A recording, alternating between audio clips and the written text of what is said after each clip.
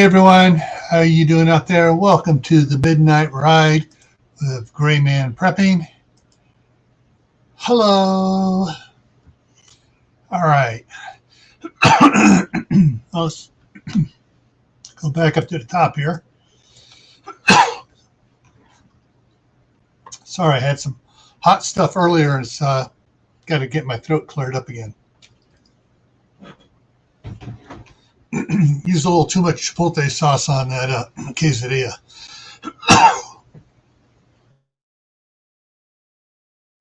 And I froze. Alrighty, so first one in here tonight was Prepping to Endure P2E, followed by CB at Hugo Homestead, then Star Homestead India. Let's see, and then Idaho Garden Girl, then Suzanne Goulet. And take it down here. Then Michelle P's in the house. Hey Michelle, haven't seen you for a while. Tibor is here. Kaylin Strain is in the house. Shadow Scout Sweet is here. And everybody's talking back and forth, saying hi to each other. Duncan, 1900 Homestead. Hey, Brenda. And then David Lynn, Prepper Principal, is here.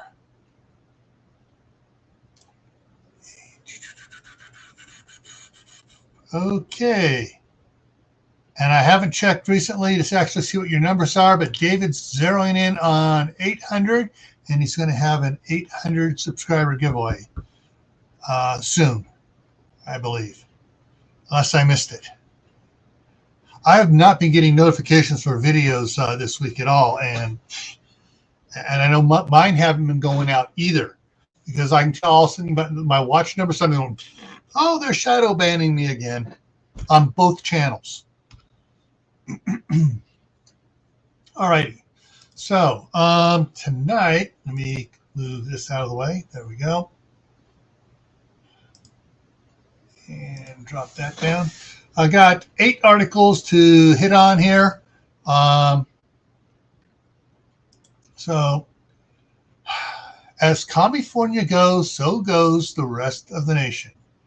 The first headline here is abortion pill available for now in California, Supreme Court rules. So basically they lifted the stay and everybody can start using it. And of course, let me get in here. I want to quote this right here. Get the full story. Where is it here? The justices granted emergency requests from the Biden administration and the New York-based Danco Laboratories, the maker of the drug, to reject limits on the use imposed by a lower court until it has a chance to be heard by the Supreme Court. And, of course, where's the other part here of it?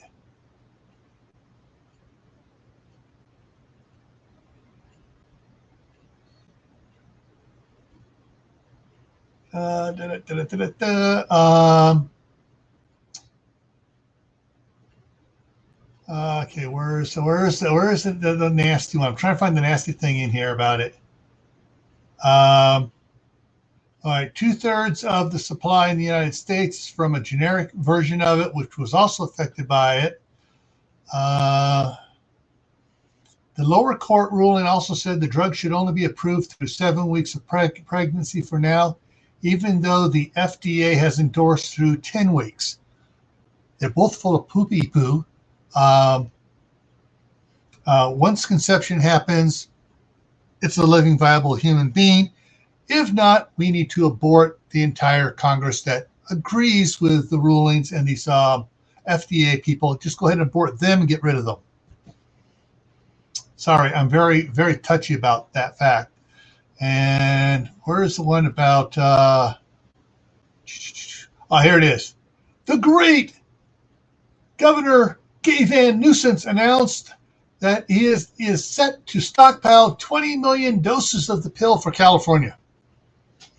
Yeah, why doesn't he take about 20 million doses of it? Okay, next one up. California neurovirus outbreak spikes. What to know about the statewide spread, which is actually nationwide. And it's like, hey, the red dragon has waned and it's just about gone. And most states are not reporting numbers anymore at all. And a lot of states are reporting numbers maybe once a week because the numbers are so small. And they realize that most of those numbers aren't the red dragon, they're the normal seasonal flu. So, we got to have something else to panic everybody about.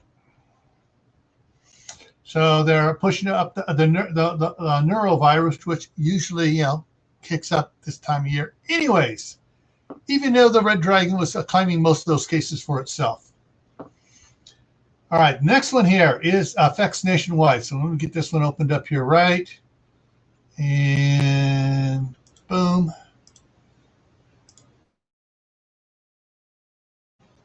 Okay, Bed Bath & Beyond, a nationwide, actually an international store, will be closing 41 stores throughout the Golden State. And it goes and lists them all. And one of them they listed is the one near our house, which is busier than snot all the time. But they're going to shutter it because it's not doing as much as it could be doing. All right. The closings were to start Wednesday, at which point coupons will be no longer accepted. Rewards, gift cards, merchandise credits, and certain retired items will be accepted through various points in May. And then let's get past all the local ones. So what is it there?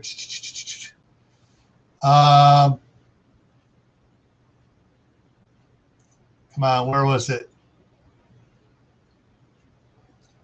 Try and find out which state. All right, the bankruptcy was filed. I can't find it on this article. I think this one here was also filed in New Jersey as well, in the New Jersey federal court. So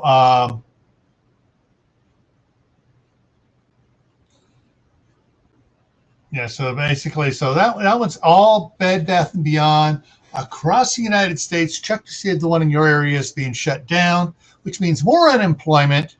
Thank you, Captain Crazy, for making things hard on businesses.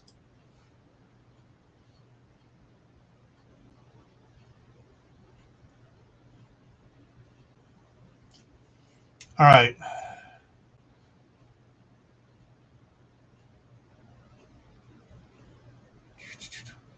All right. And the next one here, this is just a local one, but, remember the weather pattern goes from west to east. Temps near 90 for some areas this week in California. And actually, I believe, I find this right here. Where is the article on it? They're projecting like 90 down in King City, 93 in Fresno, 91 in Merced, 90 in Sacramento, 90 in Concord, which is right next to where my wife is at. So, and they were projecting this. But what was interesting is one of the other things I saw in it, in thermal California, it reached 103 day before yesterday on Tuesday. And it's another Southern California community reached 104. And there were a couple others that had 103 and 102. So the 90 was a little short for it. It worked for one day. The next days it went up. And here is another one that is going to cause problems for the entire country. Get back in here so I see it. Okay. The California big melt brings floodwaters and parks closures and national forest closures. They were talking mainly about Yosemite. If you've ever been to Yosemite, you know if 100 people go upstream and they all pee in the river at the same time, it floods the campground. It doesn't take much to flood Yosemite. Oh, it's going to flood Yosemite. We're going to close it right now. And it's like, Yeah, and so the great nuisance there is again talking about, oh, we need to dump all the water from the reservoir so we have someplace to catch all this runoff. Well, the runoff's not going to come all at once, and there are still ski resorts saying they're going to be open into June.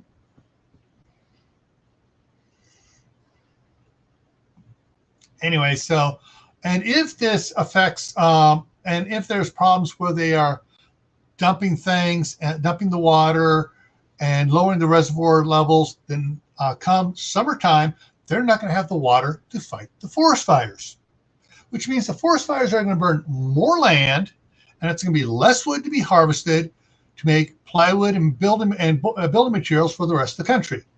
Okay. All right.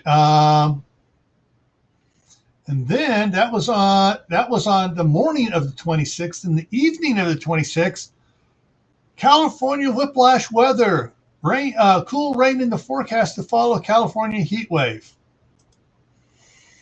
And now they're talking about more rain and are also talking about snow coming to the Sierra Mountains again. These guys, the guys in charge of this left-wing media outlet, the left-wing media outlets in California, are doing everything they can to stir up and panic the people. And they got so many people drinking their stupid Kool-Aid. Here we have this one here when it's talking about the cool weather. They go, cool weather coming, but right now we have 103, 103, 104, 102, 101, 101, 99, 98, 101, 105. Yeah. So we're going to get a little cooling off from it. Who cares? It's just going to bring things back into normal. Okay. I'm going to save this one for last. The second to last one here is the EPA is cracking down on refineries and other companies that pollute. I'm not saying that they don't. I'm just saying, but that's the thing they're talking about. All right. So the headline is Tesoro to pay $27.5 million for violating court order at the Martinez refinery.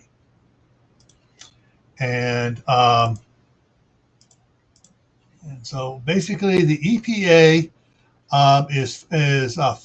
is fining them a penalty for violating the 2016 order that it must reduce air pollution at its petroleum refinery in Martinez. Tesoro failed to limit air emissions of nitrous oxides, a pollutant that contributes to smog, the federal agency said. No, it doesn't matter that a lot of new scientific journals come and saying, nitrous oxide does not do that.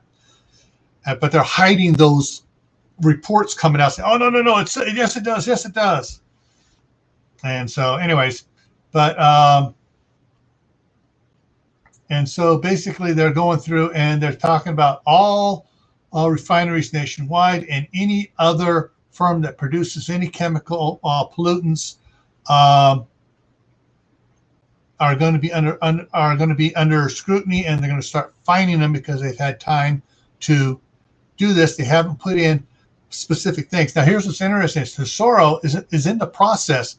They've been working in the process of changing over from a petroleum-based refinery to an organic-based an organic-based refinery to produce ethanol and other oils and stuff, lubricants from plants. So, anyways, yeah. So if you have a refinery in your area and they've been having any problem at all, and they haven't been doing as much as they should be to limit their their immediate output, you can expect them getting fined, and you can expect gas prices to go up, because immediately what's going to happen is they're going to pass that cost, because that's now an expense. They're going to pass that on to the consumers. All right, the last one here.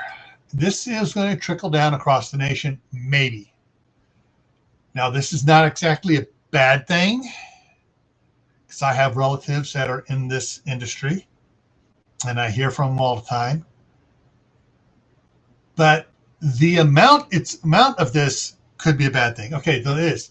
California teacher salaries could climb 50% under proposed law. And if the law gets through, then other states, starting with Oregon and New York, are going to do the same thing. And basically, it's raise salaries for teachers over the next, how many years here? Next few years, it says. Doesn't say exactly how many here. And it keeps saying in just a few years.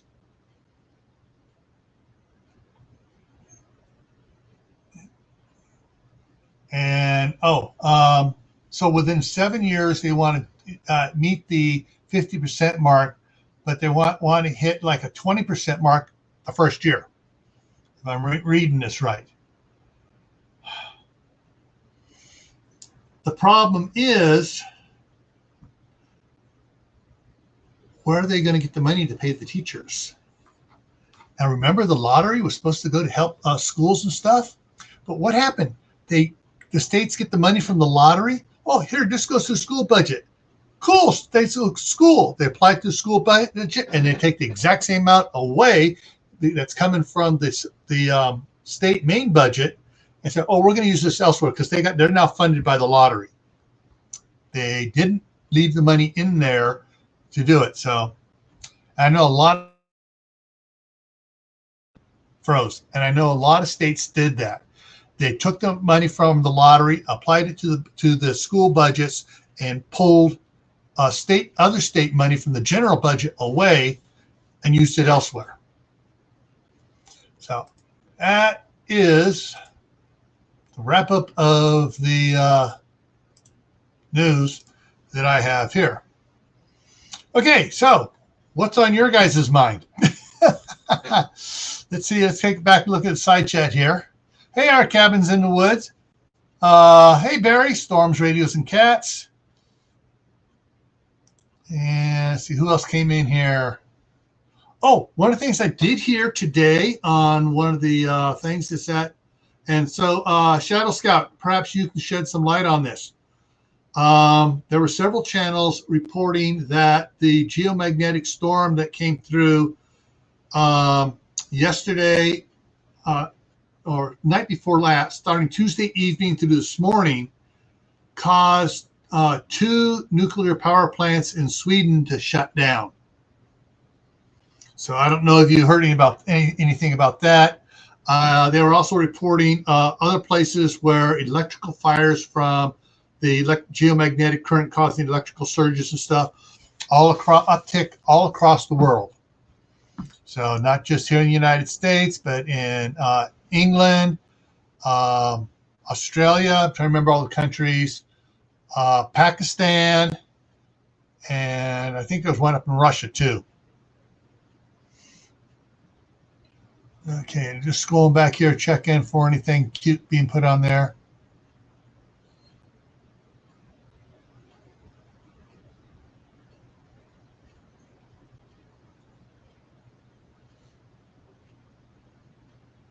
Okay, back down here, Bob.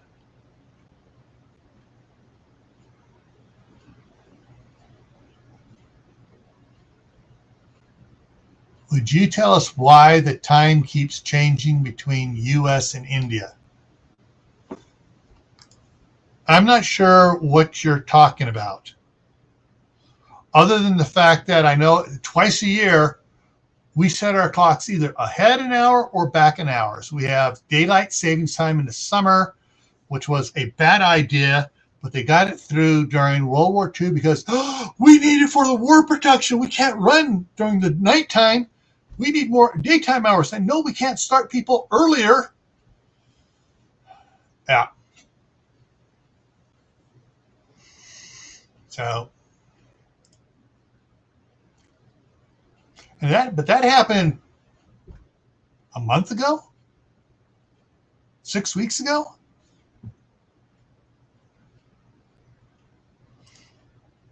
Yeah, that's one of the channels I heard it on, was from Ben. Yeah. Oh, it keeps changing, 30 minutes plus, 30 minutes minus every other day. I mean, it's not changing here in the U.S. So I'm not sure what you're looking at that keeps changing that way. Maybe your government's trying to pull something, and maybe they're trying to work out to centralize everything.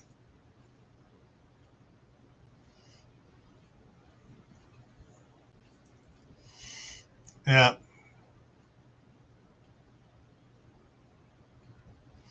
yeah. There weren't as many aircraft incidents with this storm as they thought there was going to be. So let me go ahead and do this here. All right. So Star, Barry, Gear. There's the link. And if you guys want to come up, and let me go ahead and pin that for a minute.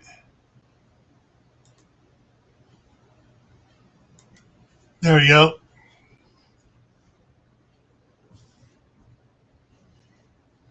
Ah, that's your country doing that.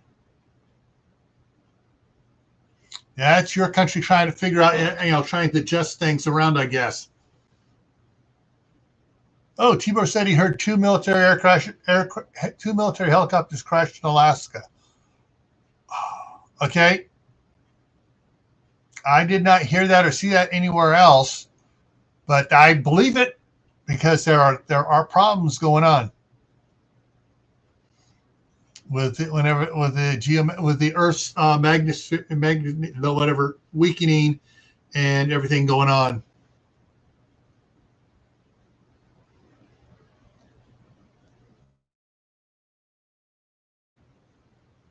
Yeah. Yeah, our time is not changing over here. It changes twice a year only. And it's 1 hour, it clicks off, and everybody grumbles and gets pissy and everything.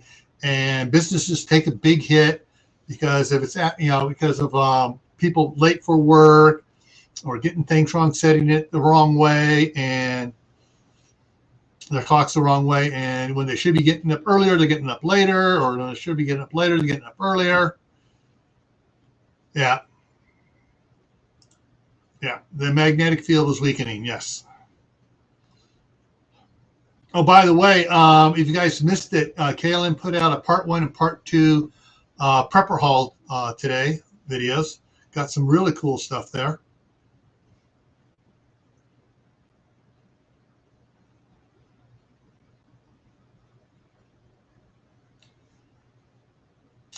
Yeah, unfortunately, the bill is trying to make us go up permanently on daylight savings time, which is going to cause problems because then the school's going to have to push their stuff back an hour, because if daylight savings time goes into effect during the winter time, there's going to be kids trying to cross the street in the pitch black. And, during when they extended it the last time, extended hours on, a week or two each direction before, there are problems. And during that 2-week period on each end, there are still problems with an increase of accidents involving kids on the way to school or at school bus sites.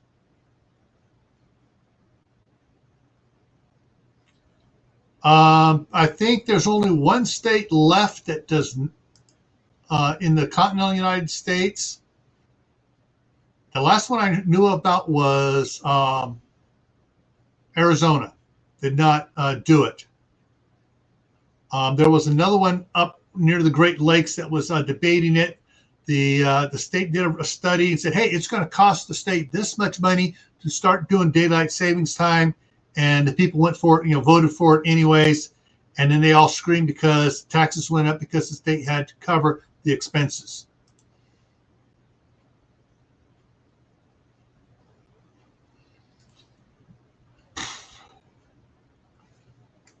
Yeah.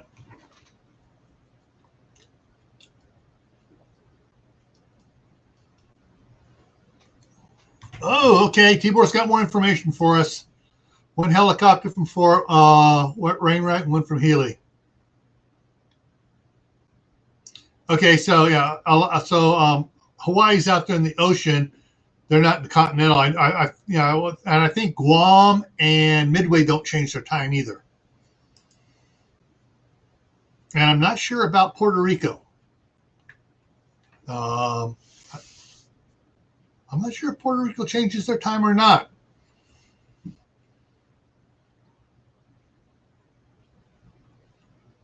All I know is when I was going to school in Arizona, it was great. Oh, we don't have to change the clocks. We don't get screwed up. Oh, the cow doesn't get screwed up. The chickens don't get screwed up with their feeding times. We just keep right on the normal stuff. Yeah. Stars diming out Steph, trying to get her to come up here. Oh, U.S. Virgin Islands too, yeah. And America Samoa, yeah. So it's any place with big industry. We can't run industries at night, but most companies are running 24/7. Both companies that my daughter and her husband work for run 24/7. The potato processing plants here in Idaho run 24/7. They don't shut down, y'all. It's all right, everybody go home. The steel plants run 24/7 because they can't let the kilns cool down because it takes too long to heat them back up. They run 24/7, so they don't need to be on daylight savings time.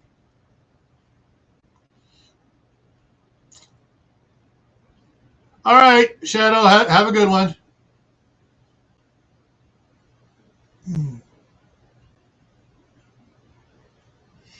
Yeah. Good, everybody's looking up. So Hawaii, Arizona, Puerto Rico, Guam, and all the islands, all the territorial islands do not do daylight. And they get along just great. There ought to be a lesson there for the rest of the continental United States. We don't need friggin' daylight savings time. If we didn't have daylight savings time, those that wanted to use the early morning time could get up before work, go out and exercise in early morning, get all stuff done, come home, shower, and get to work on time.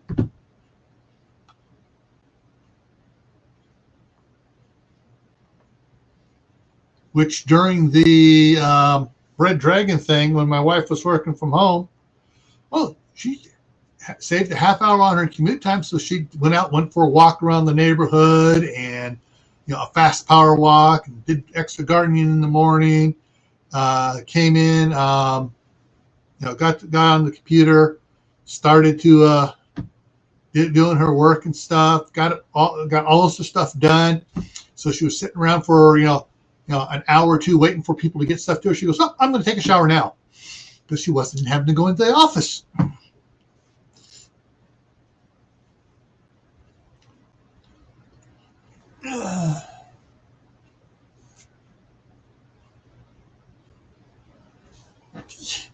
Yeah. No, it was not to benefit the farmers. It hurts the farmers. I do not know one farmer who wants to go on daylight savings time. They're always fighting against it. So that's another one where the party that wants to subjugate us is lying to everybody. Couldn't be the party of the president at the time, of FDR's party.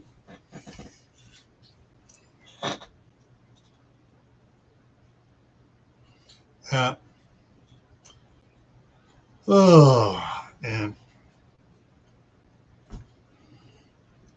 Yeah, I was going to head to California Sunday, but my daughter reminded me, I'm working every day this week, the 1st to the 5th. So it's like, okay, I can't go. It's perfect weather, but here and all the way through there for the entire block for me to travel. I'm not sure what it's going to be like the following week. So I may, if the following week is looking good, I may try to do it the following week. But this cooler weather that's supposed to come into California is supposed to drop snow midweek on the Sierras, which isn't going to be much snow, probably just a little bit. But since I'd be traveling, there on Sunday and coming back on Friday or Thursday or Friday, I would have missed any of the snow up there. So just keep it on here.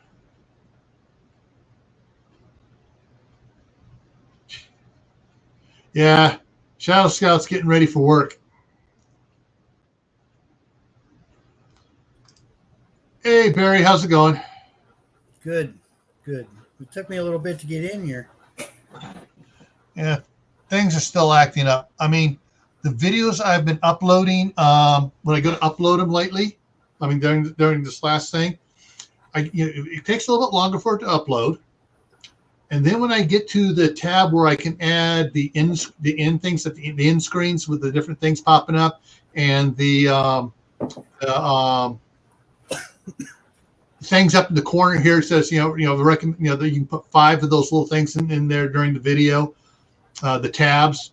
Yeah. It usually it goes fairly quickly, but recently it's like I do bring it up to do the end screens. I click on import from a previous video, and then the thing starts jumping from the last 20 seconds displaying to the beginning of the video. And I tried to go back, and I got to go out, redo it, because I try to set and adjust my when those things show up at the end screen to where I'm pointing at. Right. Yeah. I mean, it takes me longer to do the end screen than to load the entire video, create all the wording for the I forget what it's called, where the tabs for the search tab type things, all those, putting those in, and it takes me like twice as long to do that than it did do all the rest of the video. Well, I haven't had. The only thing I'm having trouble with is like the time it says that YouTube is processing from standard definition to high definition, and it's not jiving with it. It's literally showing it behind the time that it's actually finished. So it's saying it's still processing, but it's already done. And I've had the other night I did a live through StreamYard, and it took me 3 or 4 tries to get it to my YouTube server, and I'm like, yeah, I'm pretty sure at the beginning, I might want to go back and check that. I think I might have said a few things at the beginning. I'm not sure if it made it into the video or not, but yeah. You'll have to excuse the noise in the background. The kittens are up and they're out running around now. So, and the utilities are trying to change the billing so they can bill you by how much you're making, what your income is. Doesn't matter how much you're paying out. Like, if you're having to work like in San Francisco and you live in San Francisco, you're paying an arm and a leg and a left to pay rent. Mm-hmm. And so they're going to say, "Oh, you're making this much, so we're going to charge you this much, for your electricity." Then they won't be able to afford the rent, and they'll have to move out and get a job elsewhere. Well, gee, do I want to pay rent and sit in the dark, or do I want to sit in on the street, get my electric from my car? Yeah, it's just. Yeah. Oh. Yeah. Hey, Scan family. Hey, Keith. There was some thunder. Yeah. Yeah, we had some really powerful wind blowing through it. The house was shaking. I was watching the trees. All right, what branches are coming down now? I'll be so glad by the end of the summer when I get the tree guys in here and they take 2/3 of the trees off, top them, lower them down, trim them back, make them smaller trees so they can start growing again. Or I a have couple of them they're going to take totally out. I have new trees. This field over here where they used to keep a horse is just littered with new maples and oaks and blooming. Oh, I forget what it's called. It's some kind of it looks. It blooms white flowers and it's got the oddest looking leaves. I forget what they call it, blooming something. Yeah. And you know, I had to take one over here at the end of the mobile home because you know you don't want trees close to your house, that close. It was this close to the house. There's a brand new 2 foot tall maple sapling. 2 foot, yeah, okay, yeah. Yeah, and it was time. I mean, that thing was thick, you know? Yeah. And I said, this has got to go. And it took me about 30 minutes to dig it all the way down to the roots. I mean, the roots had already settled in, and I was like, wow, I kind of feel bad for taking this tree out. I should move it somewhere else. So I put it in the field with the rest of them. You know, dug a hole, stuck it in the ground. But I'm seeing a lot. This year, the maples decided they were going to drop their seeds. And that's why there are so many. Yeah. Yeah. So many maples in the yard. I had some over here close to the utilities. My utilities, except for my power, runs up the driveway and is buried not very far. This is why you should always call before you dig. Fortunately, I know where everything is because I was there when it was installed. And I had quite a few close to those utilities. And I said, we got to take these out. Yeah. I like it when it storms because that means there's tree branches and stuff, but I can scavenge it. That makes for good tinder. Yeah.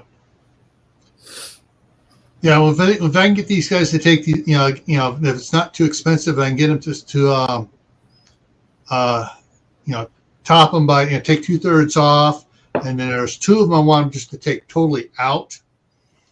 And if I get those done, I'll have enough firewood for several years. And if I get the natural gas put in here this summer, like my wife wants to, and I really want to, and we get a gas furnace put in, I don't need that much firewood. And then I can just stockpile it up and just let it sit there and cure and cure and cure. And something happens, I got firewood. Just keep in mind, Gil, and I'm sure this has probably crossed your mind having run the Mr. Buddies. It's dry. It's a dry heat.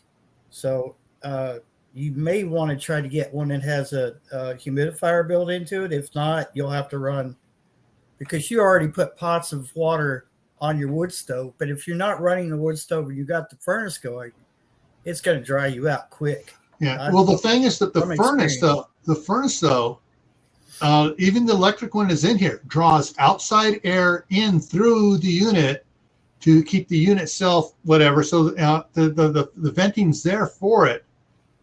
So that when we put a gas one in, it'll draw the outside air in, combust it, and exhaust it out.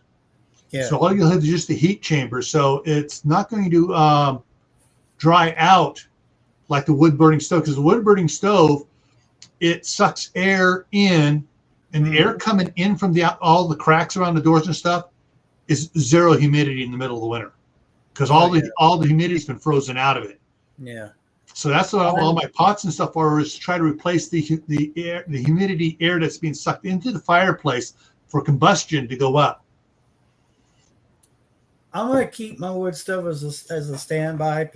Next year, I'm strictly going propane because I'm getting physically having trouble bringing wood into the house and chopping it up and dealing with the wood. So to make things a little bit easier on myself, I'm probably going to go, propane. And now I'm still up in the air about it. I've still got plenty of time before next winter. Yeah. But I thought about putting one of the big tanks out there, which runs about $500 to $600.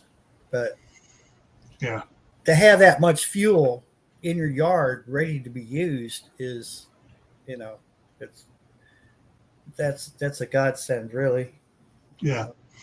Especially if like we get another one of these polar vortexes where the temperature drops down, and it's like you got to go outside to get that fire to bring it in constantly. Mm-hmm. Versus, oh, gas. Okay, we just got the heater going. We're just going to not go outside. Yeah, yeah, and the things I deal with medically, I shouldn't really be getting myself cold. I'm supposed to keep myself warm, and I can't. If I have to run out 20-degree weather and get some wood, it's not really doing me any good. And Right. I toughed it out this year, but it was not. I was not a happy camper. You know. See you later, Keith. See, Keith. Plus, my firewood supplier has. He turned to the dark side. We'll just put it that way. So. Yeah. Yeah. But one of the things I can do is whenever I get those trees taken down, some of the main stumps down, part of the main part, if I take the ones that are coming all the way down, there probably will be 40 feet of it that is about 5 foot around. Wow. And my neighbor across the street here, Curtis, has a sawmill. Oh, nice. Mm-hmm. Nice. Okay. Yeah. And so he can take 5 foot diameter logs over there.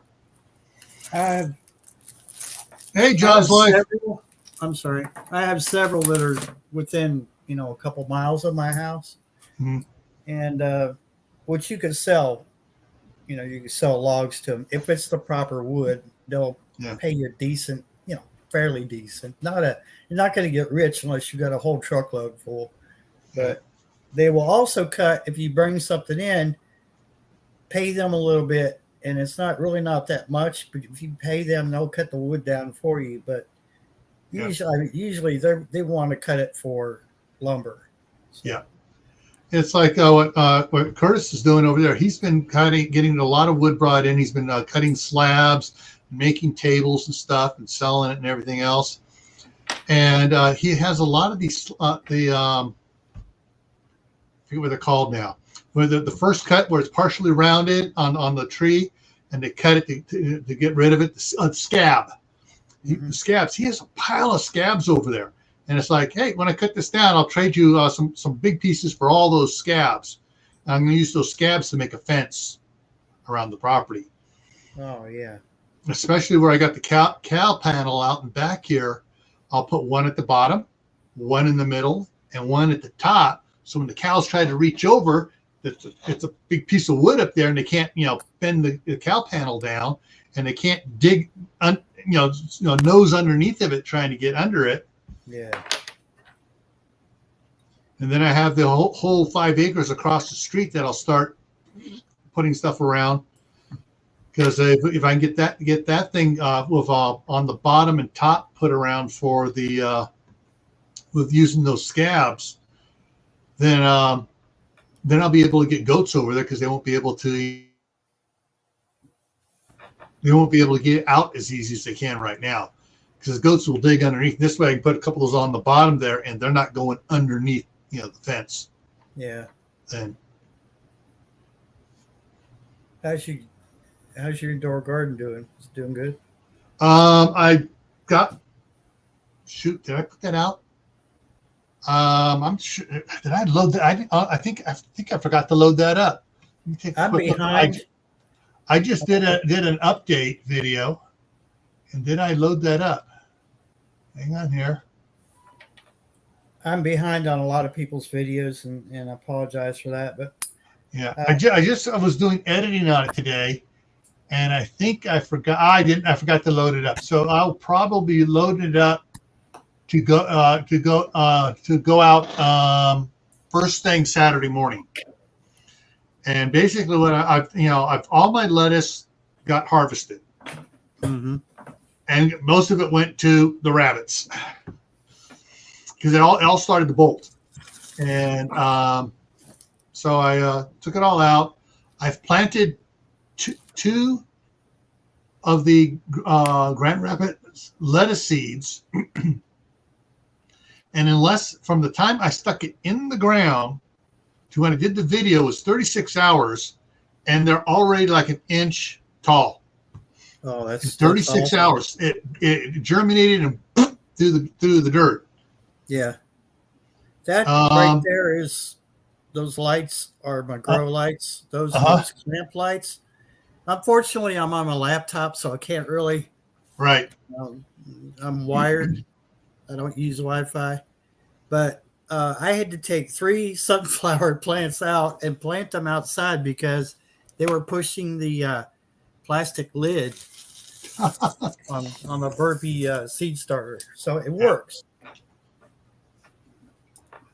Yeah, I got a bunch of tomatoes I got to harvest tomorrow. I think I got like 6 or 7 ones of the Granderos that are red, so I can harvest those tomorrow. You're right, Kaylin. Life happens, and it happens fast, doesn't it? Yeah. So I thought these. Let me get one of these. A lot of people might not know too much about these tomatoes. These are so freaking good. I don't know if you ever seen them or not, Gil, but they're orange. Orange, yeah, orange tomatoes. Okay, they kind of look like orange hat, except they're a little bit bigger. Mm-hmm. Yeah. Really good, very sweet, lots of flavor. I didn't think they were gonna sprout.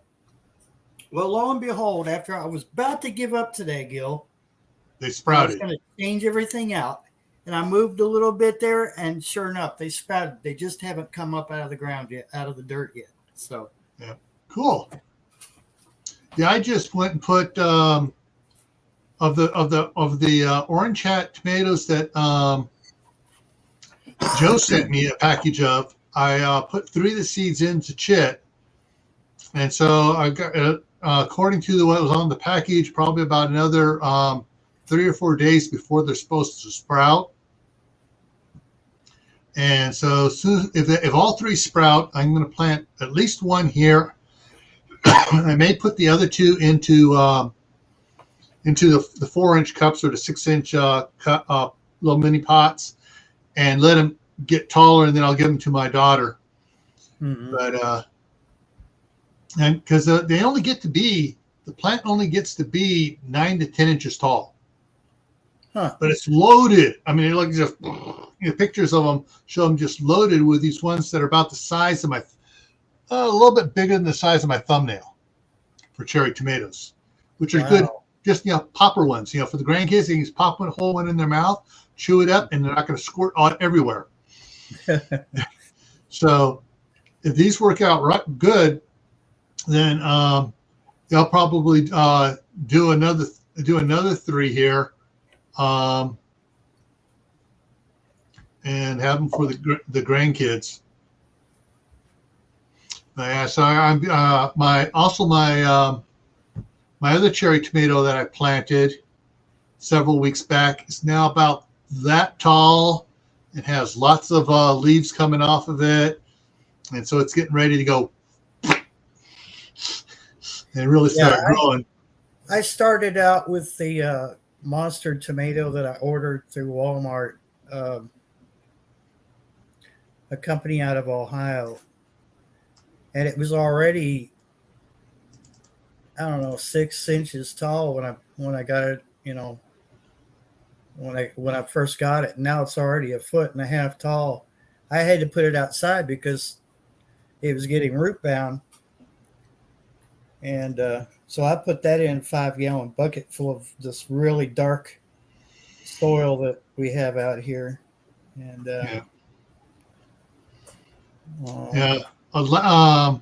last night.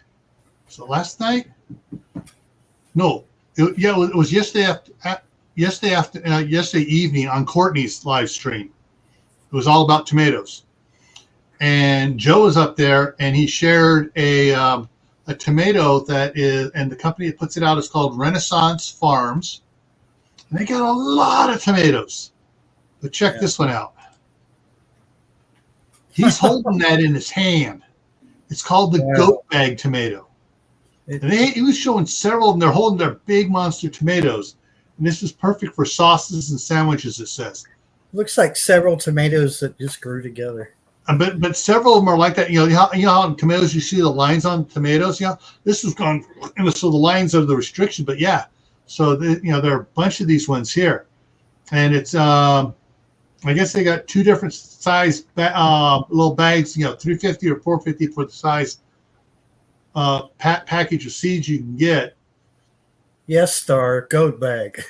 Yeah. So the one is 10 seeds and the other is 25 seeds. So for $4.50 you get 25 seeds.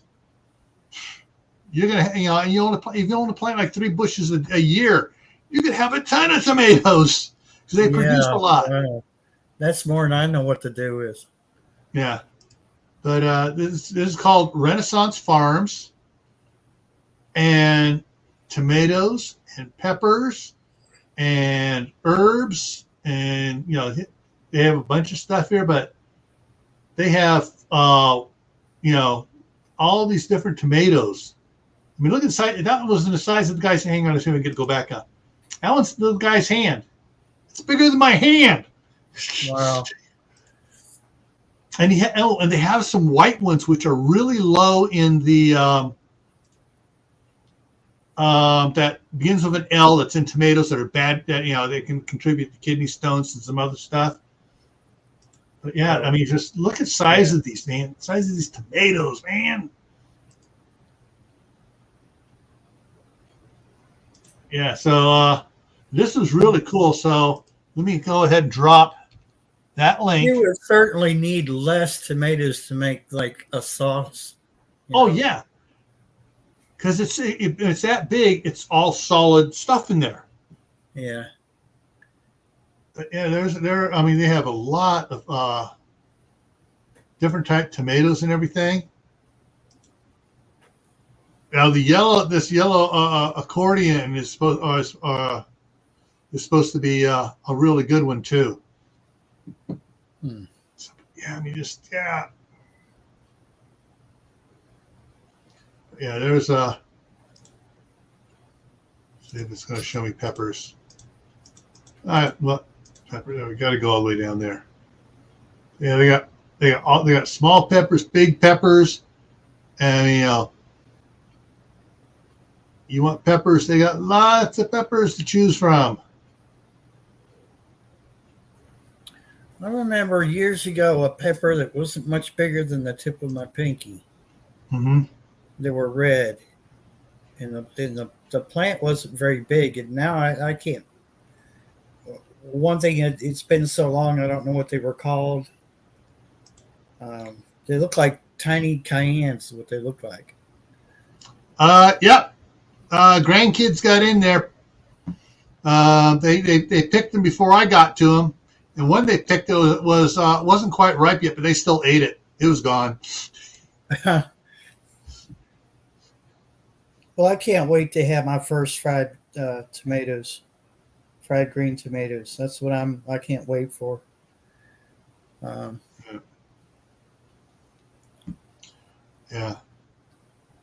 I mean, this is what to me, this is it is a shortfall of most preppers. They're not doing a garden now. They're not learning. Mm-hmm. I can read a book about. No, your book doesn't tell you what's happening in your yard, because your little microclimate where you're at is different than it is on the other side of the city. And if you're in the San Francisco Bay Area, you can have snow on one side of the bay and it's 90 degrees on the other side of the bay. Yeah. Seriously, when I was working for a construction company there, I was working in the shop and I was doing field truck driving and stuff. And when they peeled down to just a couple big jobs only, they only needed the one fuel truck driver. So Bruce was the one doing the fuel, and he'd take care of it. So I was doing everything else in the shop, doing some wrenching with the mechanics and running parts over to the things. So when I was running stuff over there to South San Francisco, it was 94 degrees there in San Ramon. I had to park it in my truck. Yeah. an Arctic parka. When I got to South San Francisco, there was as I was driving over there, got up to the job site, there was ice hanging off of the mirrors. I put that parka on to get out to unload stuff, and there was ice on the cargo containers and stuff. And it's the middle of summer. It's like Mark Twain said, the coldest winter he ever spent was summer in South San Francisco. Wow. Because there's something about the microclimate there. The Arctic air coming down the coast gets past the Golden Gate, goes around the thing, and it comes up over the hills there. And it just drops temperature, and the fog is a freezing fog. It's a nasty summer. But yeah, so, any prepper should be experimenting, even if it's only a couple of plants, just to see, okay, and to keep a journal. Okay, lettuce does very good here. Spinach does not. These tomatoes grow good. These don't. Sunflowers are really good. Brussels sprouts suck. Cabbage is so. Squash is off the friggin' hook. Yeah. I knew a woman that she was renting a place, and when I first got with her, ended up marrying her. But I said, "What is that in your yard?" And this thing was monstrous. And she goes, "You like that? That's a cabbage." That thing was a monster. Just the ball itself, not the leaves coming off, just the thing by itself. You could have fed 3 or 4 neighbors around you and your family at the same time with it.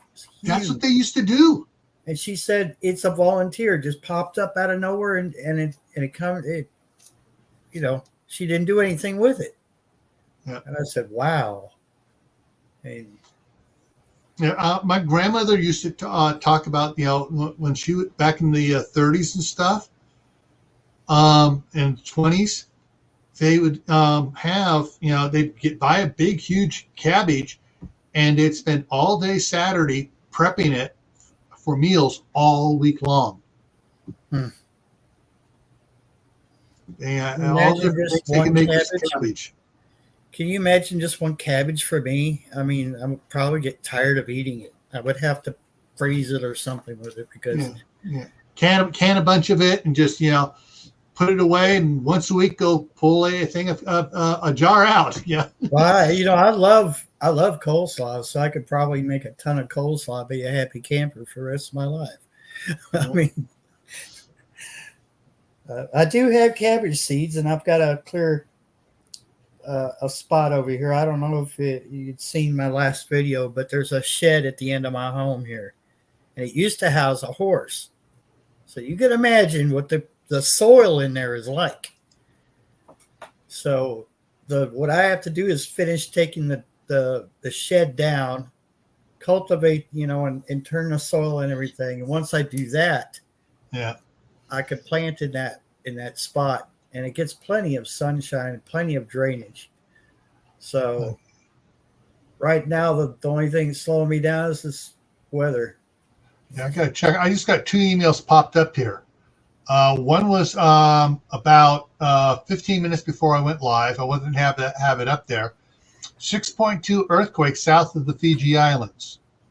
And the other one was about 3 minutes after I went live. 6.6 earthquake south of the Fiji Islands.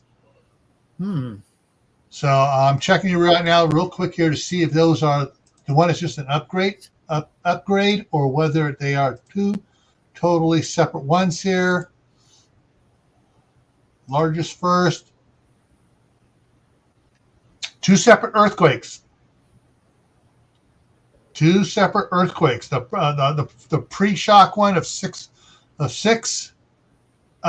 it downgraded that to a 6.0, and the other one's a 6.6. I wonder if they're setting the instruments up high on purpose so they could drop it back down to. Because actually, some of the ones they've done, I've tracked them. They actually increase them. There are some of them that increase them. Because it seems like you get a great big one and they'll say like it's a 7.1, and then like 6 hours later they go, oh, but it was only a 6.9. Yeah. And you know, are you calibrating this stuff or not? You know, well, the problem is they also have to, as they determine the depth of it, actually changes what the magnitude reading is. So they'll get a shock, and they say, okay, we think it's this, and they discover, well, no, this is on a surface. No, it's actually worse. It was actually a higher magnitude because it was on a surface. But if it's down deep and it shakes, and they go, oh, okay, and I think, we think it's this because we think it's really deep. But it wasn't as deep as we thought, so we got to lower it down. Yeah, it's not an instant exact science. It's an instant ballpark, and then they got to figure out because deeper ones and all the soil it's in and stuff, and the rock and everything changes what it actually is for how it's felt farther away. Yeah. All right, let me. Yeah, so I'm gonna have to update here in a little bit, but yeah. So interesting thing though, every year I track earthquakes, and I've been doing it since I've been at Homeland, early in Homeland Security, and I got a sheet here. I track anything 6.0 or greater worldwide, and then I have it marked on there where it highlights it if it's 7.0 or greater. 7.0 or greater number ranges anywhere from 10 a year up to 16 a year average. Okay. So far this month, we're up to number 10 already this month. We got 2/3 of the year to go. Now, I know Kaylin has been listening to what Ben Davidson has been talking about, and with the weakening magnetic field and stuff, and more energy getting into the subterranean and stuff, triggers more earthquakes. So, well, we just had that storm that came through here and caused problems, and this is probably one of the after effects of it. Was these two earthquakes down there? There was one just a while ago at 12:43. Ridgely, Tennessee. Yeah. This is interesting. This is the same spot of one back on the 17th. So something's moving around down there. Something's moving around down there, and it's today's 27th. Yeah.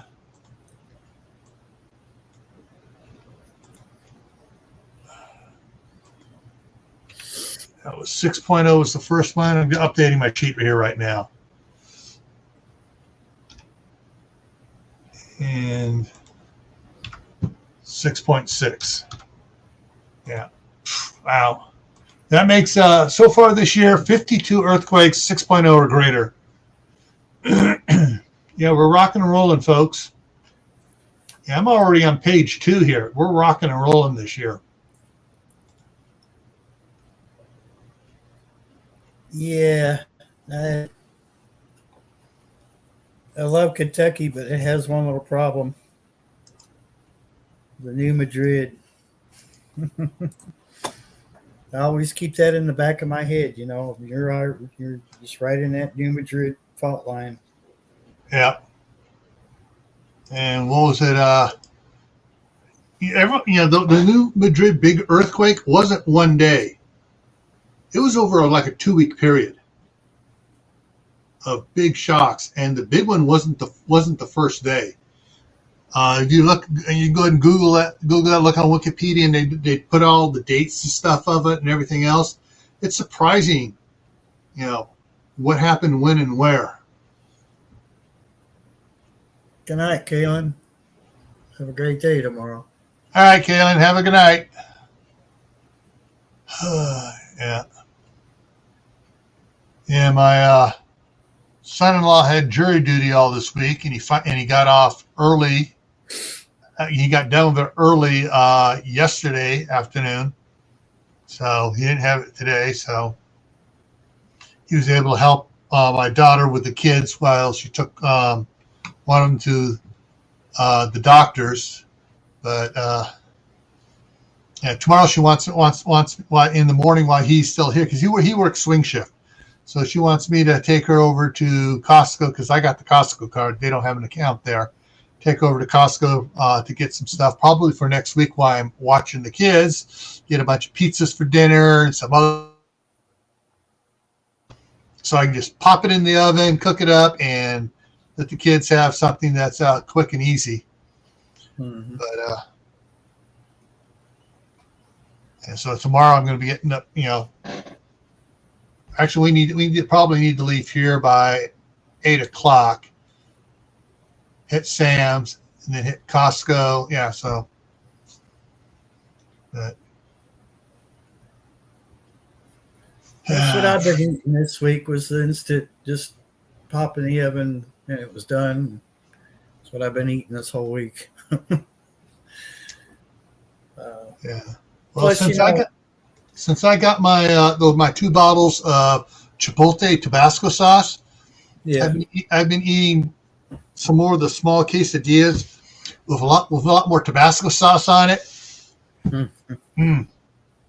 And when I have that, it's like, okay, I'm not eating anything for the next hour or 2 or 3 or 4. And so I'm looking for, hopefully I'm going to start losing weight again, but I'm not gaining weight, but I'm working out like a son of a gun. And I'm probably doing it about an hour and a half a day of on the Gazelle, plus another half hour on the bench machine, on the weight machine bench in the bedroom there.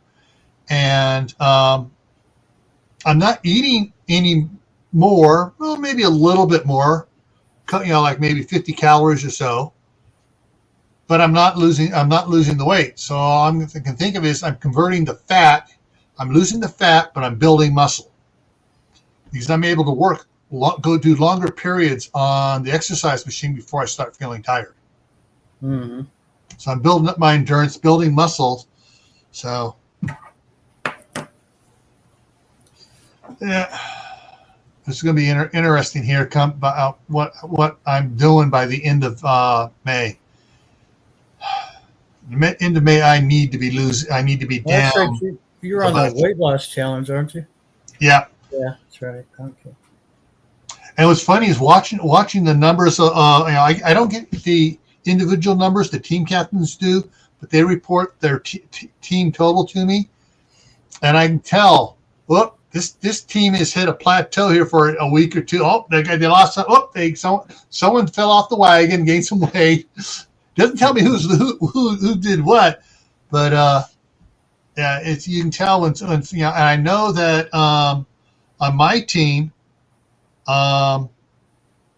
Ungrateful Peasant and his wife are both working out as well. Because at first there we were losing weight, and then we started working out, and it came back. We kind of plateaued off as we hit our thing. And hey, Steph. Oh, she's having problems. Yeah, she's buffering more than you do. I'm going to refill my coffee cup. I'll be right back. You look frozen to me, Gil. You look frozen to me. You look frozen to us. Be right back, yo. But we can hear you. Yeah, we can hear you. Well, that's good. Yeah.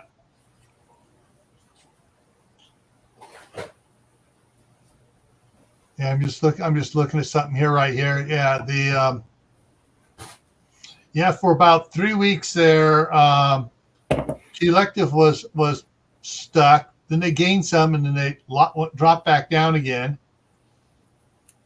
And for 1, 2, 3, 4 weeks, the Ungrateful Losers were plateaued, and then we gained some. So I'm not sure who's gaining. I know Joe's trying to get back to the gym to lose weight. But it's fun. Not really, but it's fun. It's a challenge fun type fun. Yeah.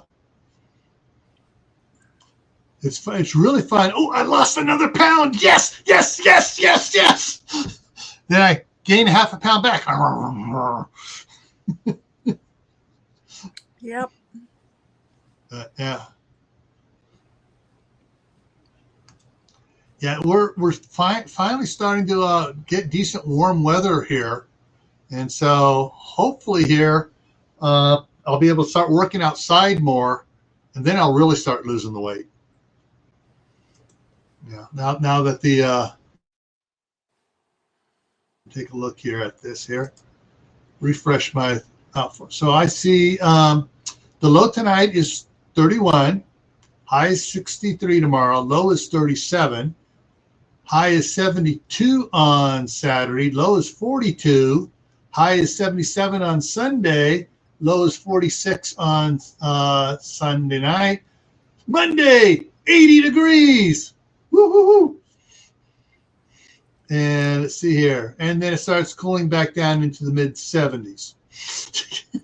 It's supposed to be 84 here on the weekend. Yeah. So yeah, so I got to get out there probably tomorrow and do the maintenance on the riding lawnmower because I'm gonna need to start doing it, and get the brush hog all greased up and ready to go on the tractor so I can cut down the big weeds across the way. And I got to get my propane bottles all filled so I can get the flamethrower out there to burn the areas I can't get into with the brush hog.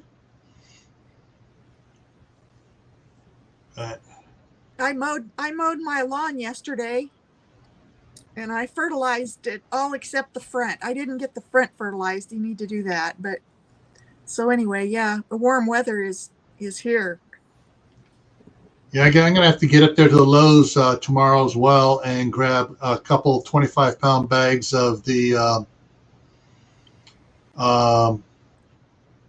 fast-acting gypsum to put out on the lawn. And because when I put that on there, then the dandelions don't come around, and the kids can run and play, and you don't have to worry about stepping on bees. There you and go. when the dandelions are out there, the kids have to worry about stepping on bees. That's true. Either that or they don't go barefoot. I don't even want even with shoes on. I don't want them stepping on bees. Oh, okay. But yeah, okay. So Thursday we have 40% chance. Next Thursday we have 40% chance of rain and thunderstorms. And let me look at what the other weather site says. Thursday, it says PM thunderstorms for next Thursday, and showers on Friday, and then partly cloudy till the following Thursday, and temperatures are going to be in the upper 60s, and the lows are going to be in the low 40s.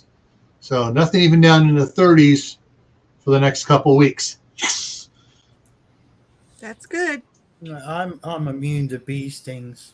Over the years, I never learned from the first or third or fourth time that I stepped on a bee.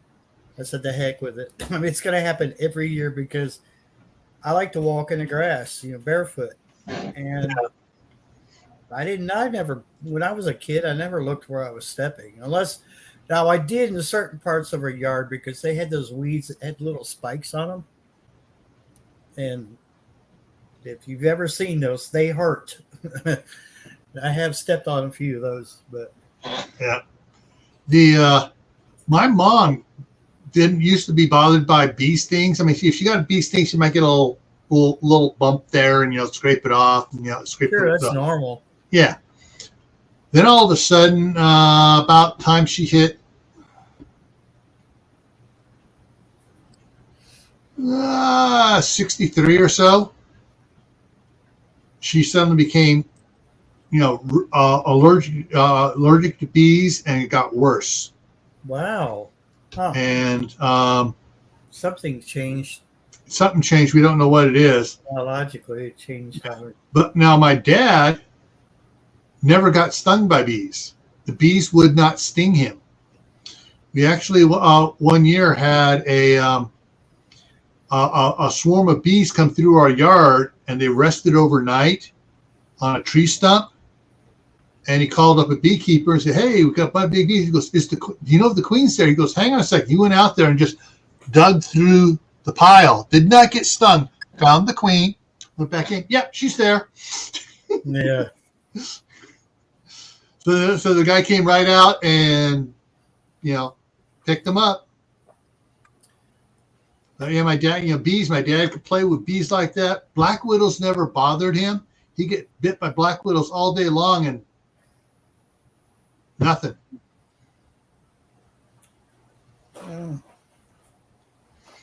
I've got a little bit of a hole in my right leg from a brown recluse. Ugh. But Oh, that's terrible. yeah, well, we caught it, before it could really do any real damage. But I've seen people not so lucky. I mean, you could literally see a hole. You couldn't see inside of them, but you know what I'm saying. It actually does that. It pretty much burrows into your. And he has a hole. You probably put your pinky down into it. It's just Yeah. But I haven't seen any. Of course, that's why they're called recluse. I mean, you don't necessarily see them until it's too late, or you've disturbed them. I'm not sure about bumblebees, but their cousins, the boar bee, will. Yeah. Boar bees will actually, if you have like a wooden fence, they'll go on the underside of the 2x4s and drill holes into it and make their little individual nests in there. Carpenter bees will nest in wood, and then bumblebees actually nest in the ground, like in abandoned gopher holes. Okay. Mm-hmm. Yeah. The porch over here, my front porch is mostly wood, and I've heard them, I can see, can be perfectly quiet, and I hear, and sure enough, I can step out there and I see it, and it's, you could track them down. It's an unmistakable sound. It's sounds like boring in wood. It's pretty much what they're called, and that's what they're doing. It's amazing that bee can do that. Yeah. One of the things that with the bees we had there in California,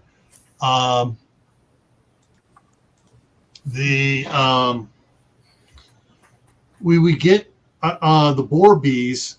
We call them boar bees because basically is because they were born and everything, but they weren't like the normal carpenter bees that we had around the area too. But these were jet black, big, looked like a jet black, shiny bumblebee. Had a retractable stinger on it. Yeah. Literally, you watch that stinger, you kind of, he's got that much of a stinger. All of a sudden, the stinger comes out like, holy crap! I don't think they lose it either when they sting you. I think they don't.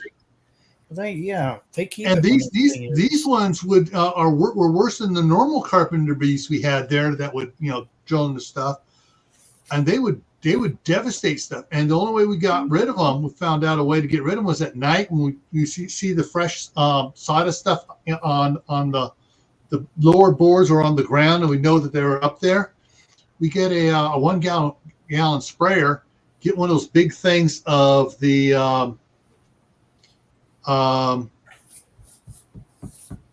the red pepper stuff. The one you can buy in the grocery store, the cayenne pepper. Yeah, the cayenne peppers.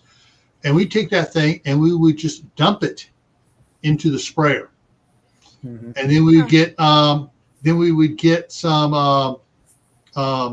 mineral oil and dump it in there and shake it up, shake it up and shake it up. And then the adjustment on the sprayer end on it, we had one that we use only for it. We use it for years, but we drill it out a little bit bigger so it could shoot that stuff out. Then we just go walk along and just spray it in the middle of the night. Mm-hmm. Wow. And especially if it went up inside the hole, you hear them. They'd drop out and fall on the ground. It was pitch dark, so they couldn't see where to fly. So they'd just crawl away into some corner or something, and they'd be gone. But the problem is you have a hole there. And then the next year, the cayenne pepper stuff is all dissipated. And another one found the hole, and they're trying to live in that same hole. Yeah. So, of course, there's always wood putty. If you can find wood putty that's the same color as your wood out there, you can always stuff that in there. But then they'll start another hole somewhere. So there's a downside to that. What are you doing, Mama? Tibor says automatic carb cleaner will dissolve them. I don't want to just. I just want them to go elsewhere. Oh my goodness, you guys, can you? No, you are fighting. Shake, ramen noodle dust and wood glue. This one is just too darn cute to be picking fights with its sibling, but it is. It wants to play. The other one's trying to sleep. What'd you pick a fight with me? Oh. All right, go down there. How old are those cats now? Let me see. They were born March 23rd, and it is now. Oh wow! Well, they're April about a 29th. month and April 27th. Oh, a month and 4 days. Yep. Yeah, she's Oh shoot! What's up for tomorrow? She's taking good care of them, but she's overly protective because she's lost a lot in the past, a lot of babies, but she's finally let them wander around the house now. So I got to watch where I step now because they get under my feet and I don't see them. What are you doing? Now CB wants a kitty. And Duncan. They're all going, cute. We have 2 litters here. You better get them while you can.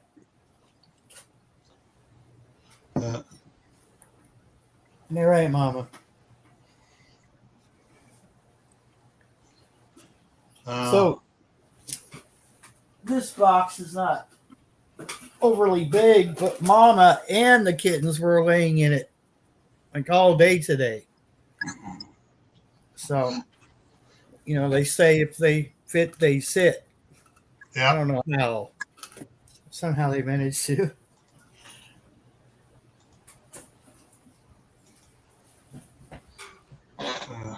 So they're entertaining on a rainy day.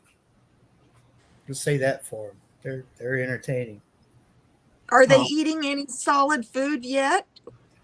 They don't seem to be interested in it, but they are eating soft food. So canned food, they're eating it. And I tried the solid food. I softened it up just a little bit, and with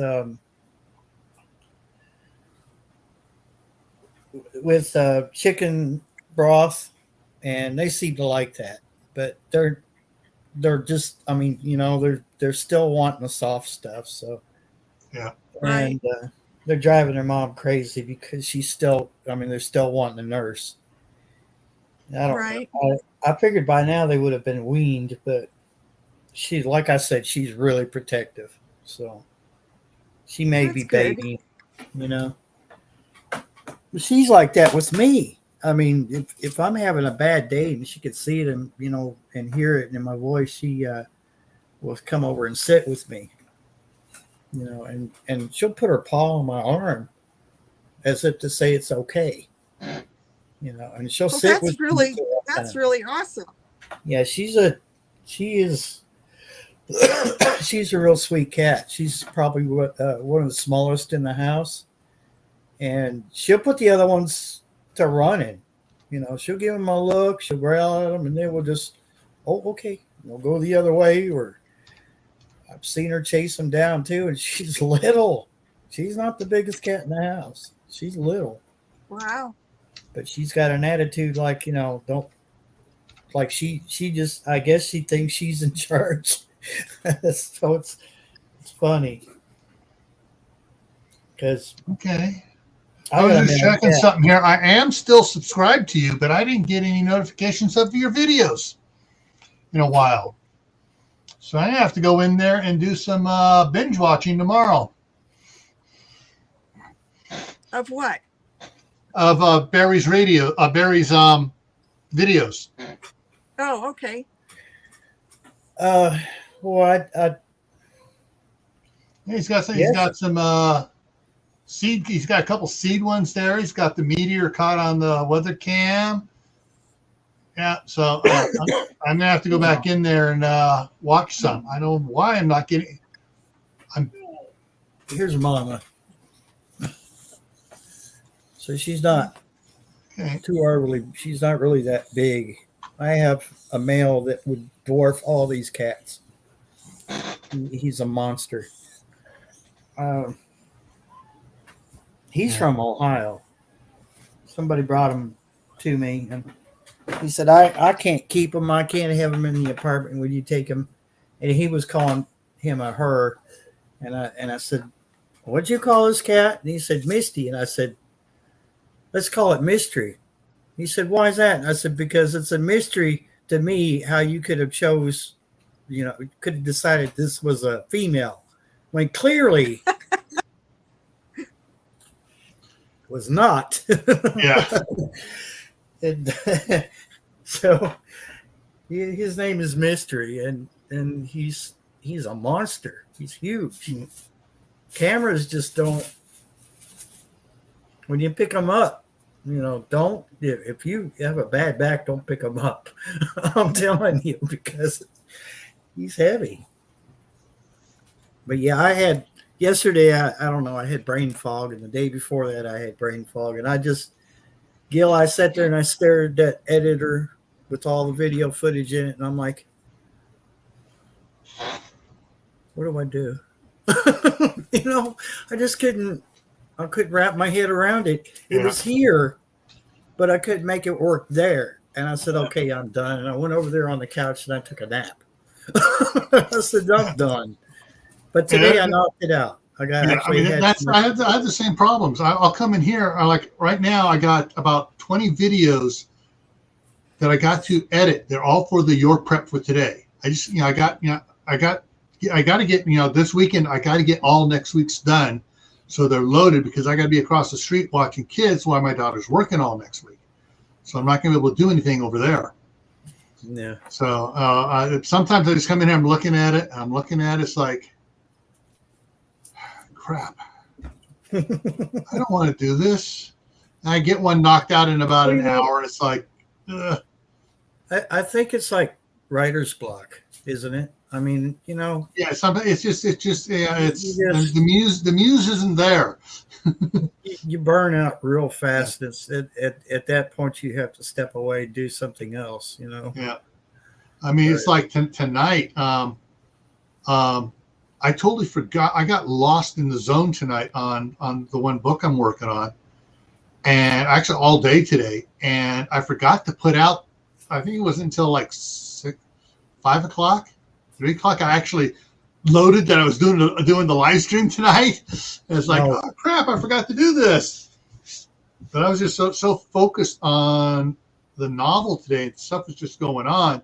And I had to open up a second Word doc, just the free write of ideas that were flowing. And later on, I'll take those ideas and I'll work them into the story and, to get it working. I was just hammering out, stuff, the ideas and everything. And then like a couple of days ago, I got maybe three sentences written all day because I just wouldn't jam.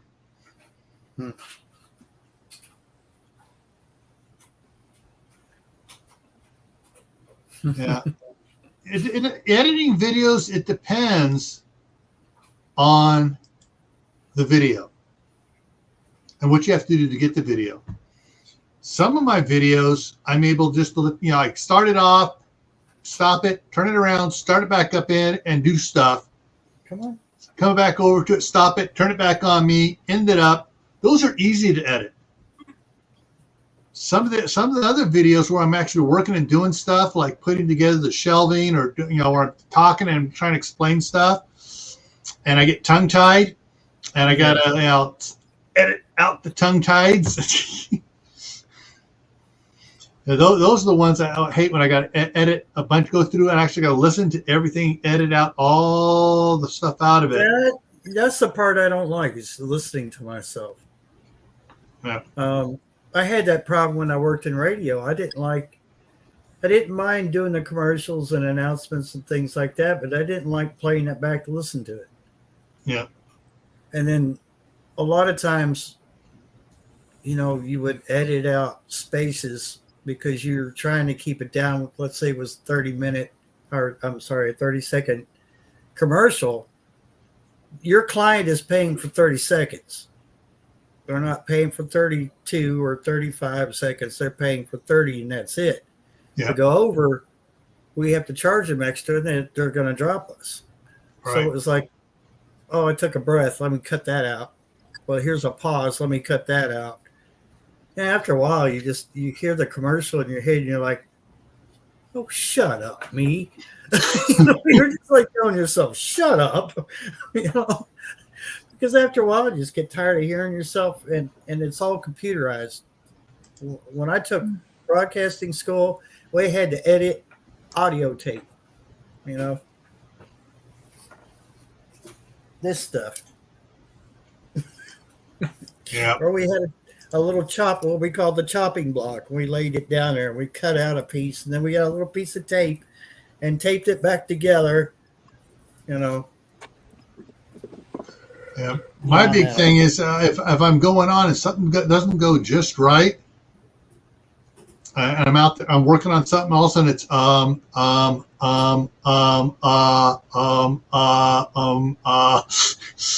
and if it's on some of them where especially if I'm doing it here on StreamYard and everything else, and my slideshow doesn't go just right while I'm trying to record it, if I'm small and the thing's big, it's a little bit easier. I can just go through, okay, I can see all my ums and ahs, and I can cut, and you're not going to see me, because I'm so small, going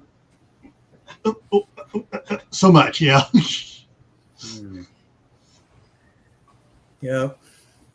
I just overdid it today. I had too much footage in there, and I just dropped a whole lot of it out. And I said, why does it have to be, I don't have to worry so much about uploading time, because I'm on, pretty fast internet. But it's just, do I really want to subject somebody to 30 minutes of me going blah, blah, blah, blah, or can I cut this down to 10 minutes and, hopefully that's not too much. So today I was just like, I don't need this. I don't need that. And I just started taking things out, and it just fell together. And I was like, okay, there it goes. Upload it. I think we could overdo it sometimes and still say the same thing by doing less. Yeah. And so, of course, sometimes teaching videos, like when I'm showing people how to make the fire starters, or I'm doing with the oil lamps, and showing this is how you get the thing straight, you feed it through. For people who don't know anything about oil lamps at all, there's certain things you have to show. You basically, it's a teaching video, and you can't leave stuff out. And I get some people, you could have covered that in 5 minutes. I reply back, in 5 minutes I could not show people how to actually feed the book, did it, and do all this other stuff. This was a teaching video. Well, I already knew how to do that. Fine, go watch someone else. I got mad at a couple. I said, fine, go watch somebody else. If you're not interested in learning, go watch someone else. And it's like, hey, I don't need you putting that sort of negativity out there in a side chat for people that are coming in that are trying to learn. I don't understand that, because it never hurts to refresh. Oh yeah. My storm spotting, every year I retake all that information I do the test and everything over again. Some of it changes, some of it's the same thing, and I'm like, okay, I've read this before, but I'm going to go ahead and read it anyway, because I'd rather be refreshed than go, look at the sky and completely miss something and have a tornado drop out of the sky and go, oh, I completely, oh my God, and then you hear somebody else has called it in, like it's kind of like a competition, All right, Tibor, have a good night. See you, Tibor. Bye, Tibor. But yeah, it never hurts to refresh. So I don't understand that way of thinking. Well, I already know how to do that. Yeah. And what some of the thing is, it had one guy in there making comments. Oh, you could have done this. Plus, you said this one. And I had to go, no, here's the facts. Here's a link so you can look it up from the University of California on the consistencies of kerosene, diesel fuel, and all the other stuff. Don't come in here saying I'm taking too long, and then you go and quote a bunch of misinformation. I'm sorry. I got no patience for people that come out and just start quoting BS because they're trying to make themselves look good out there on someone's comment thing. It's like, no.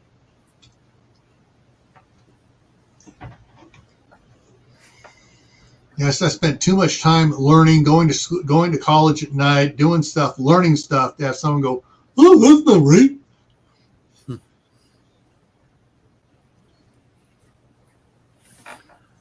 Hey, Gare. Well, I'm kind of like, okay, well, you make a video about it, and you show us exactly how you think it should be done. Exactly. And then I can make up my mind. People are complaining they haven't even made a video. Yeah. There you go.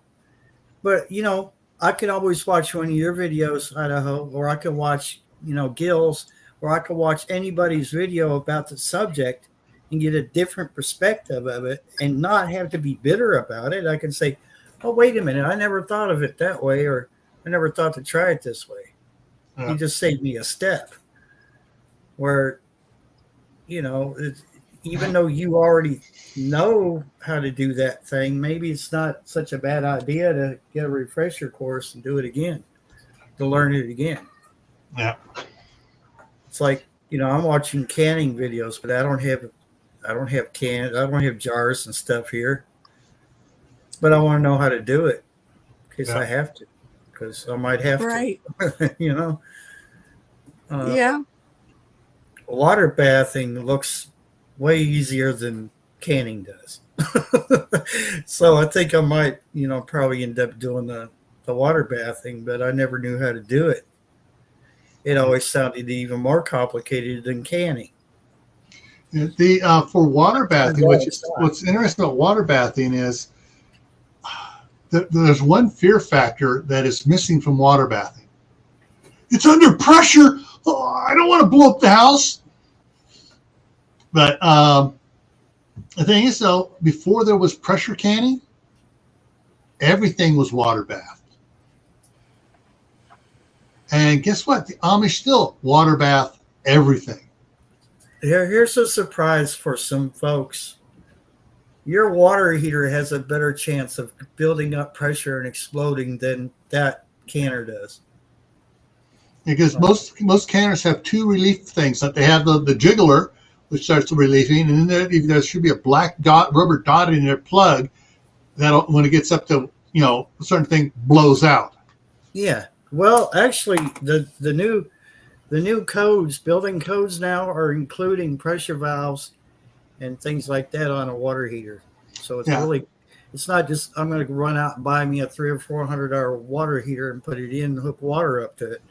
Now they expect you to have all these valves and stuff to protect your home, because they have had water heaters, just go up because of the water pressure. The more I think about it, the more it makes sense. Yeah. The thing is, though, having been a general engineering contractor, at least I know in California, for the last 50 years, every water heater had to have the one on the little valve on the side. Mm-hmm. They'll blow off valve.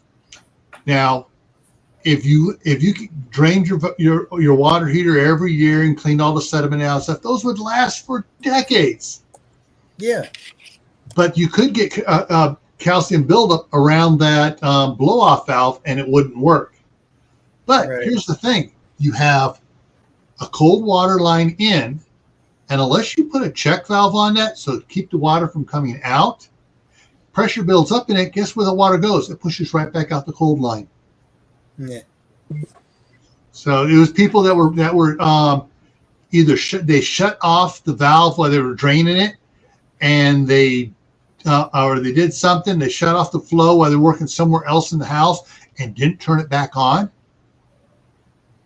and then turned the heater back on and forgot to open the valves up. Mm-hmm. Now you got a sealed container that's heating up. That was the problem with most houses. Most water heaters that blew is because they locked stuff down and then forgot to unlock it when they turned it back on. I've seen people say, I can't get my water. I need to empty my water heater. I can't get it to empty. And I'm like, did you pop the valve? And they said, what valve? And I'm like, right there on the side. It's brass. It's got a brass fitting and it's got a little silver tab. Pull it up until it's horizontal. Oh, wow, the water's coming right out. I'm like, it's under pressure, dude. Mm-hmm. I have lines and everything run to mine, so it doesn't just come out of that little valve at the bottom. Right. It goes through a line and it runs out to the yard, which is just, it's just water. So that's one thing we're looking forward to do here is when we get natural gas in the house, that electric hot water heater goes bye-bye. Go play with this shit. And we're going to get one of the nice tankless water heaters like we had replaced across the street. And I love that thing because you can run if you have like Eli when he's on one of his fit things and stuff. The only way to calm him down is to put him in the shower and let him play in the shower, and he'll be in there for an hour or two, and it'll keep the water warm for the entire time. The tankless one. Wow. And those tankless ones nowadays are so efficient, and they, even the ice cold water coming in warmed it up, no problem. Yeah, now they have electric shower heads. You hook up to 120 and they heat the water up as it's going through the shower head. But not for me. I don't want electricity. Yeah. The only thing electricity I want in the shower is the battery-powered water pick. I tried to order a tankless water heater on Amazon, and they cannot ship to my address. So I tried several different brands, and they still said we cannot ship to this address. But I could go to Lowe's and I can buy one. Yeah. Did they say why they can't ship to your address? No, I've never asked, but it always says in red letters right above the section where it says add to cart, it says in bright red letters, we cannot ship to this address. But yet I could buy, if I wanted to take my life, take a risk and buy one of those electric shower heads, I could buy one of those, but I can't, Yeah. I don't know. It just doesn't make any sense to me. I don't know if it's a regulation in my county, in my state, or they're looking at my address. Well, sometimes on Amazon, you can go into the sellers thing, and you can contact and say, why can't you ship it to my address? And they'll say something. Well, you say, you need to, and sometimes, they have outdated information. You tell them, you need to update it because it's allowed here now. Check, it's updated. It's, they've changed their laws here. It's allowed here on certain things. Well, said they were having the same problem. Yeah. But yeah, there are some of them that just don't want to ship to certain areas because it costs more to ship it there too. Oh, And they just don't want to ship it. So they say, oh no, we can't ship there. Well, I could drive 12 miles to get one from Lowe's, you know. Yeah. That's not the point. It's just the other thing too is if there's of course you don't want to have to drive in either, but you know, if it's something you really want and they're saying that, oh, your state doesn't, you know, you don't want to ship it there, but if you check and there's a Amazon drop thing and you use that address, sometimes they'll ship to that, but where they won't ship to your house. Huh. It may be that your area also has had a rash of porch thieves. Oh, we have. Mm-hmm. That then some companies won't ship to areas that have a rash of porch thieves. Amazon tracks that stuff. Well, here the mail does try to bring stuff up here, but my driveway's been so washed out here lately that he'll sit down here, he'll blow the horn, Mm-hmm. and he'll give me a minute to walk down there, and if he sees that I'm halfway down the hill, he'll wave and leave. He's already taken a picture of the package and sent it back to the post office because we have had a problem with people stealing stuff. Right. A good example is Southern Belle. Miss Southern Belle has tried to send me stuff. Yeah. And they took a picture of it, but within it took me 5 minutes to get my coat on. And by the time I got outside, it was already snatched off my. Now, why it wasn't in the mailbox, I don't know. They said it between the mailboxes. And someone within that 5 minutes snatched it off of there and took off with it. Yeah. Oh no! I did a report. Huh? I said, Yeah. oh no! Yeah. It's just, we have a drug problem here too, Idaho. We do. Yeah. It's a bad drug problem. It's getting better because a lot of them have been forced to move. So it's getting better as far as the drug problem goes. But now whether the porch thieves and the drugs are related or not, it remains to be seen. If we get rid of the last little bit of them, Mm-hmm. things might get better. I don't know. Yeah, I had a couple things delivered here that were in the real small light packages and stuff, and they said it was delivered. I went out there, looked, no sign of it, and I wound up putting a sign out, ring doorbell, and the one guy, we finally got a semi-permanent guy delivering to our city here, and he goes, oh, okay. They said it didn't work. Nobody's ever rang it before. Oh, it works just fine. It's the only way I can hear you in the back. And so he has no problem ringing it and stuff. And usually he rings it, but I get to the door before he's back in his truck. And I said, thank you. And he goes, okay.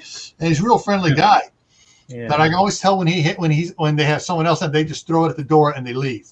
I actually caught the guy throwing it. Go, hey! I was outside and he come around and he's tossed it about 6 feet to the door. I go, hey! You just did that on camera. And he looked up and he sees cameras and he goes, oh shit!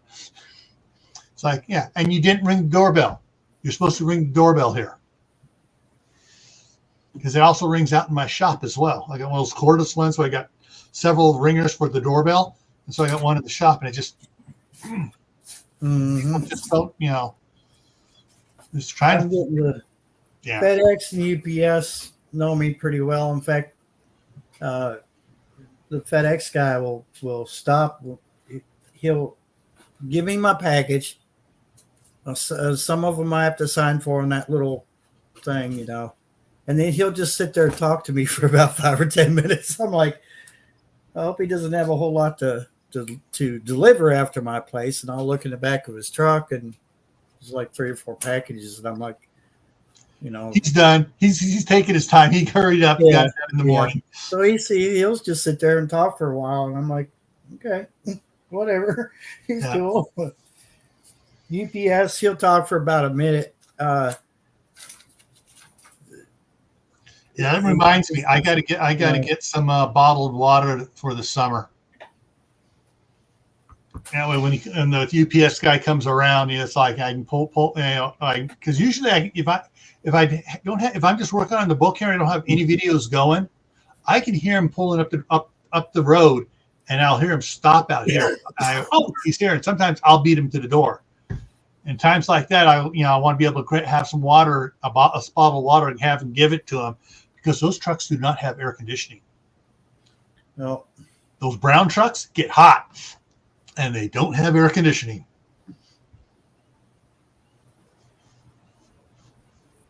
Yeah. I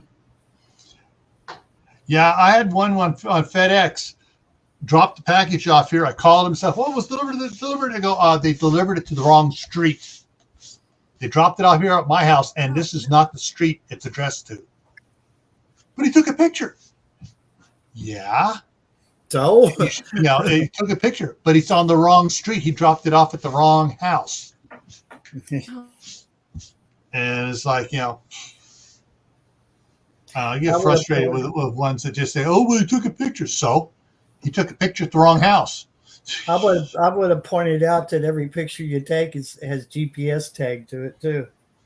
You clearly could look it up and see that they were not sent. I know, like CD there says the GPS goes to her neighbor's house. Google Maps for my address used to show it as 3 blocks away. And I had to go in there and said, "No, it's up here."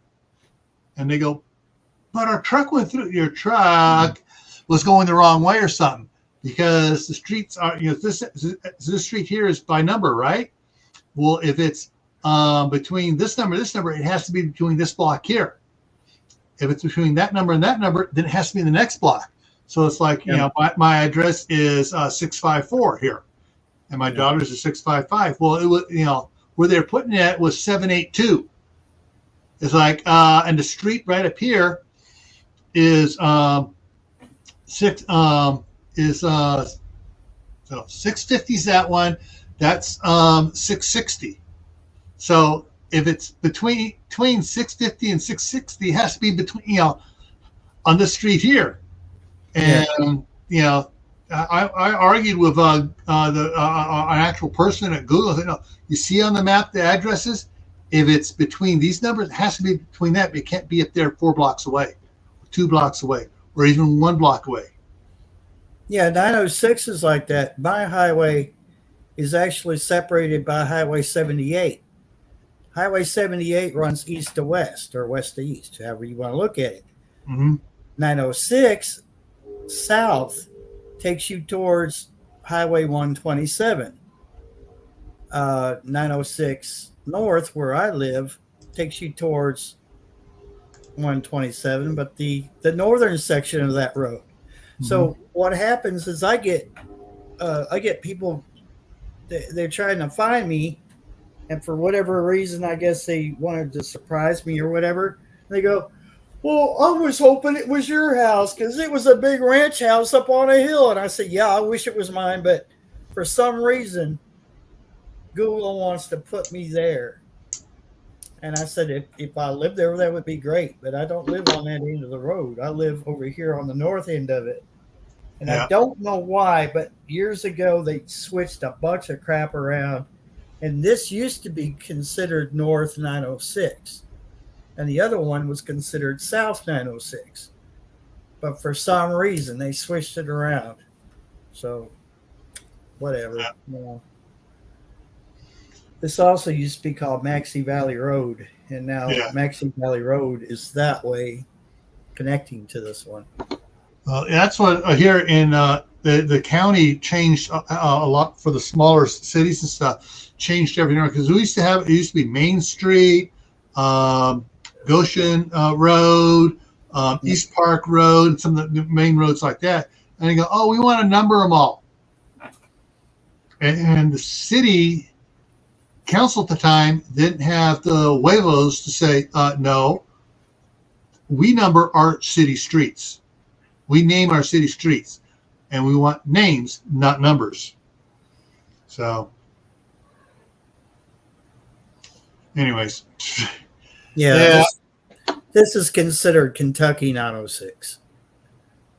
And then there's other highways like 127 is considered State Highway 127. It's so weird. Yeah.